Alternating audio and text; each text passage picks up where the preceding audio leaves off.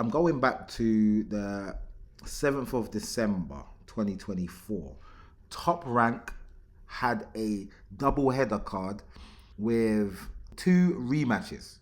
Emmanuel Navarrete versus Oscar Valdez for the WBO Super Featherweight title, and Rafael Espinoza versus Robeisy Ramirez for the WBO Featherweight title. So we're going to start with the Rafael Espinoza versus Robeisy Ramirez fight. They were both rematches.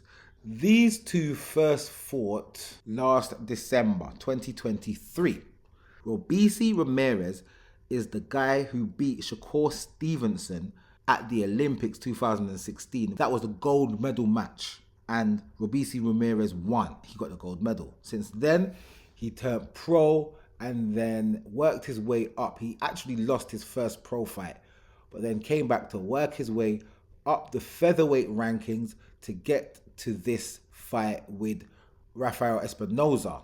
When they first fought in 2023, Ramirez was the champion and he lost a majority decision to Rafael Espinoza, where one judge called it a draw and the other 2 judges gave it to Rafael Espinoza. So he then went to go and get a comeback fight and then came again to fight for this title once again. And the first time these two fought, Robeisy Ramirez, who's shorter and has got shorter arms than Rafael Espinoza, was doing well to close the gap to get in and land his punches to make it competitive. In this particular fight, he didn't do the same thing. So in the first fight, he dropped Espinoza in the 5th round, but then he himself got dropped in the 12th. And the ebb and flow of the fight was so tight that a majority decision win was sufficed, but obviously people were talking about they want to see the rematch. This time, Robeisy Ramirez tried to fight from the outside. That makes no sense because he's shorter and he's got shorter arms. So I don't know how you can try and fight from the outside against a man whose reach can keep you at the end of his shots and you can't get inside, or you find it difficult to get inside. So if you're on the outside, that only works to Rafael Espinoza's advantage.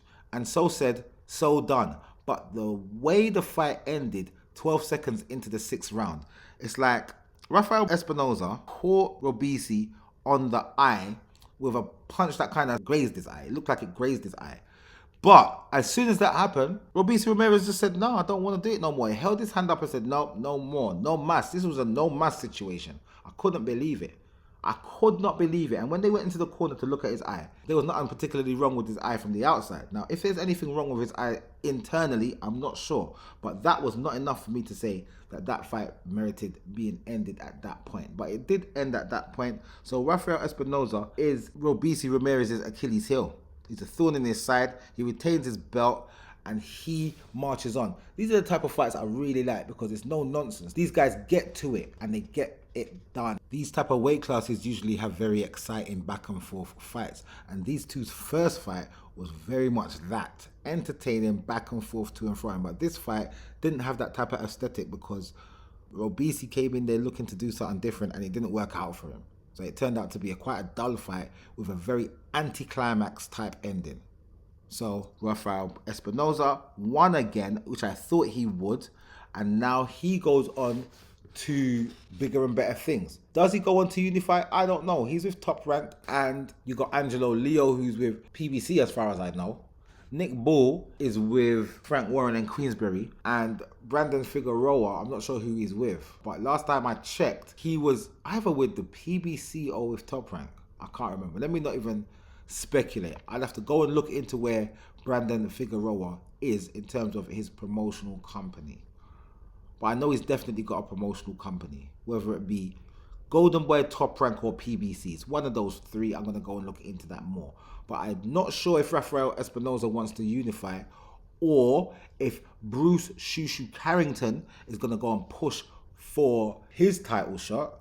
I believe that this was a mandatory, so he should have a voluntary next, or he should be allowed to have a voluntary next. But who knows, he might just say, bring on my mandatories, I don't care, bring on the mandos if I can't get a unification. I'm not sure. It was a very odd fight and it had an odd ending, and I'm sure that Rafael Espinoza wants to do bigger and better things in terms of unify or something like this. So well done to Rafael Espinoza for retaining his title. And Robeisy Ramirez, I hope so you haven't got much damage to your eye, but you quit in there and it didn't look good. It was not a good look for your good self. So that ends that, and I'll see you guys in the next video.